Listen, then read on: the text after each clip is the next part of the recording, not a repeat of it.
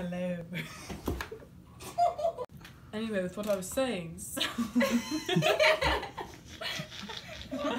Okay, go. Hello, and welcome to More Powerful Than Art. Today, we're going to be looking at pieces of art and getting the public's opinion of art. The first piece of art we're going to analyze today is Caravaggio's The Calling of Saint Matthew. The Calling of Saint Matthew was depicted as Saint Matthew being called on by the Lord himself, and it was the first painting of Caravaggio that got major appearance, and it was part of the Baroque period, which was defined by the drama and the darkness and the exaggeration of emotion. And first we're going to look at what the people said. So what do you see in this painting? I see a man pointing at some other people. Looks like they're playing some sort of game on a table with cards and coins and a sword. Maybe it looks like a dispute of some sort. Mm-hmm. And how does this painting make you feel? Chaotic, because it looks chaotic. Yeah. Any other emotions does this painting provoke? Curiosity. Oh, okay. Would you hang this in your kitchen? No. Not belong in the kitchen. This belongs somewhere, anywhere else. Would it belong in your basement? Yes. Or above my bathtub. Above your bath? I would put this right above my bathtub or my sink, and I could always just wonder what it is when I'm in there. It gives me something to think about. That one in the very middle kind of looks just like Dan Castelloni. The senior DY looks just like... The one to the left looks like Ryan Wheel when he has his beard. That's definitely them. They're the old couple. So everything that man just said was absolutely wrong. And I don't know what he was talking about Dan Castellone or whatever the hell that guy's name was. Anyway, back to art. So, Caravaggio's dramatic Calling of Saint Matthew show the light that is on Saint Matthew, and it just shows how he's trying to center the image around this one key aspect, but at the same time he's pulling away these glorified ideas of Christian values, and he's showing that Saint Matthew is a person, not just an image, and it's brilliant. There's the red and the golds and the greens all mixed together into one just fabulous piece of art. And honestly, if I were him, I would have hung it in my kitchen, because, every time I eat, I just want to look at it because, he is God. Art. The next piece of art we're going to be analyzing today is a piece that is like no other. We're going to be looking at Pablo Picasso and his 1937 painting, Guernica. Let's hit the streets and see what people are saying about this one. So what do you think about this? There's a horse, a bull, some people. No idea what it's supposed to be though. It's crazy. Makes no sense. There's a light bulb igniting, light illuminating the room, and someone's trying to hold up another light to make the room more bright, I guess. Then there's a horse-looking thing with maybe lines on it.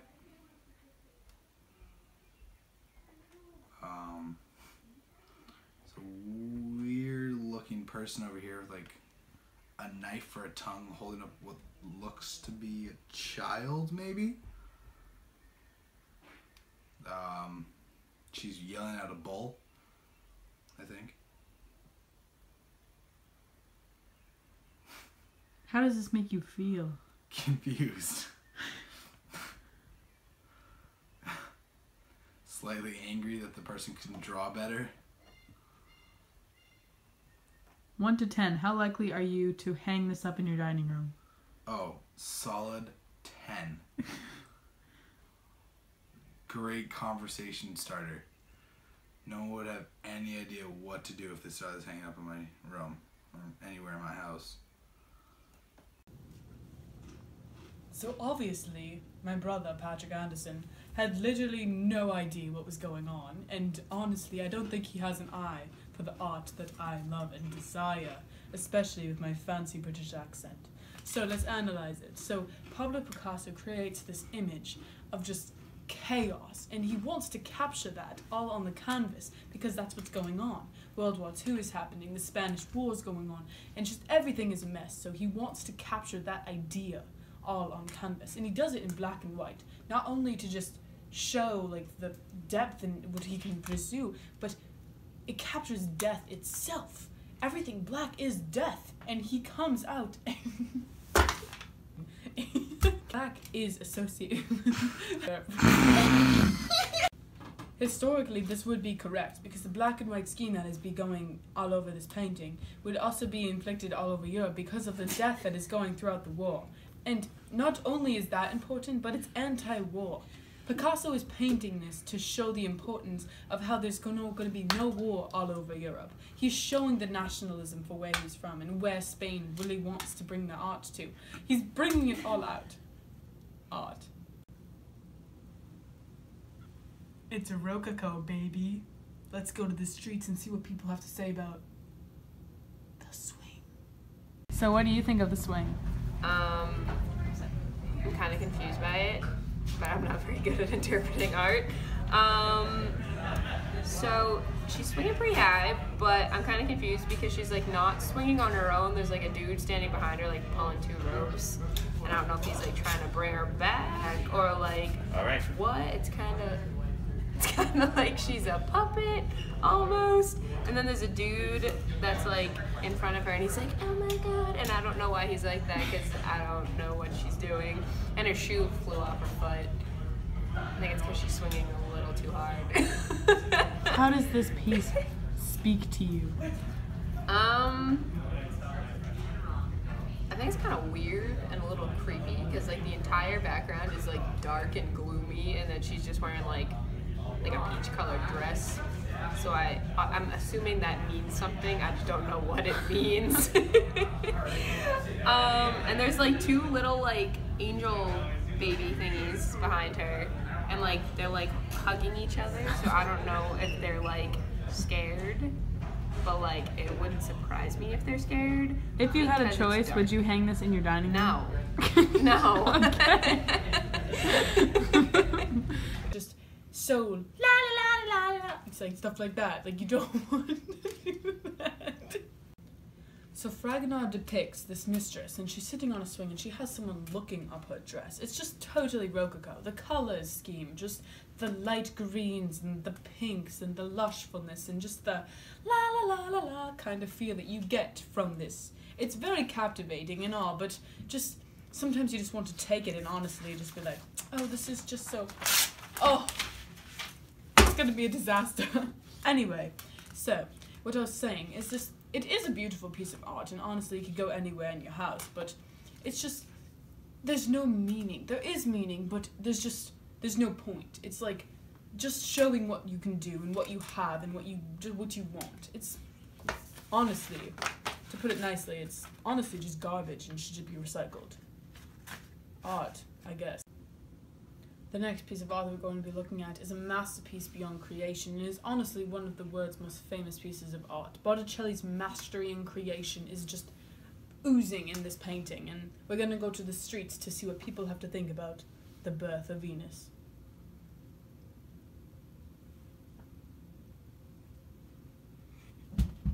So what do you think of the birth of Venus? Okay, well, so I took Greek mythology a few years ago, and I'm pretty sure Venus is like a goddess that symbolizes like love, beauty, and like desire. I think I'm right.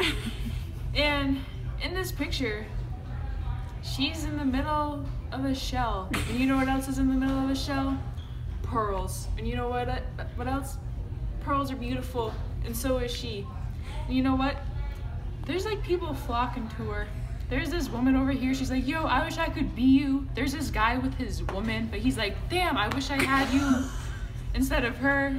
And people are just like digging her. So how does this speak to you?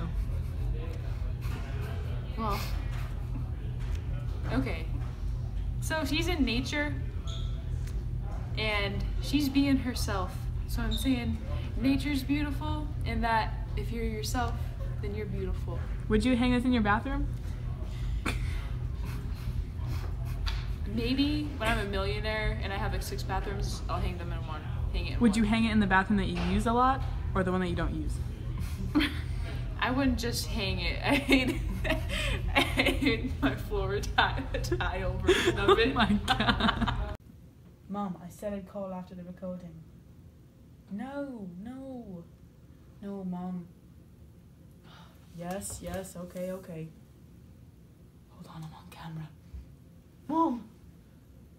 Yes, I love you too. Okay, goodbye.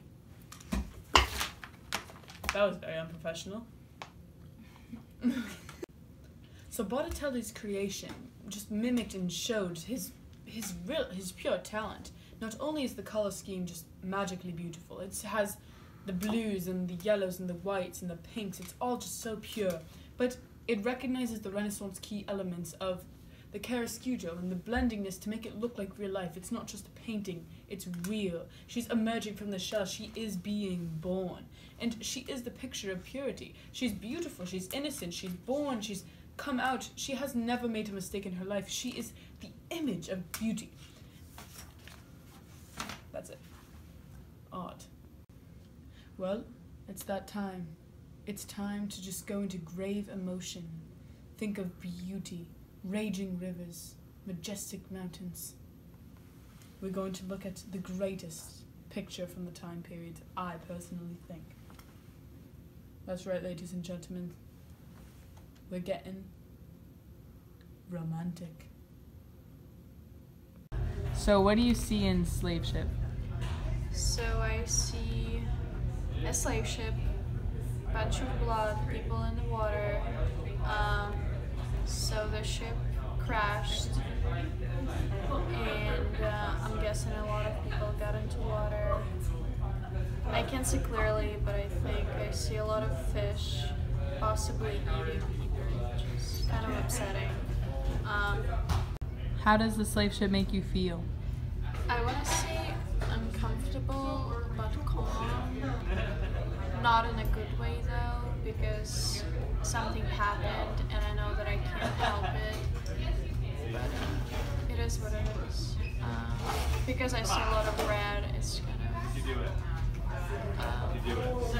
I don't know a good word to describe it, but the feelings are definitely not positive. Would you hang this up in your living room? Probably in my bathroom. Bathroom? Okay. So today, well, we interpret this very emotional slave ship. I brought along a colleague and an amateur art professional. She's graduated from Harvard University with a degree in art, went to Yale and got another degree in art, and recently graduated from Oxford with a doctorate in art. Aren't you currently enrolled in Princeton as well?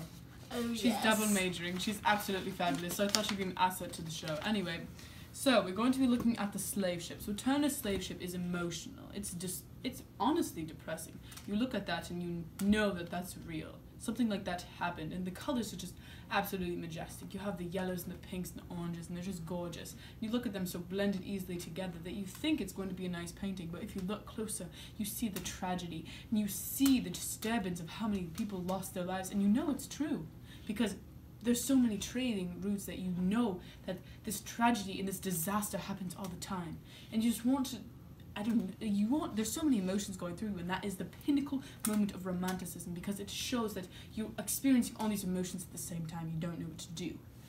What do you think? I agree. So thank you for joining me on this art exploration, and especially through all these different kinds of art that we looked at today. I'd just like to personally thank Patrick Anderson, my crew member, Jesse Matthews, my also crew member, my kind of asset, Liliana Grace Anderson. I'd like to thank my mother for the home I live under, that we got to film this magnificent video that probably ended up going viral. Mom, I love you. I'm glad I got to call you during the show. And I'd also like to thank Mr. Ledwell, because honestly without him I would not understand art and it would just be a bunch of pictures. But I'd like to give a shout out to Spads. I love you.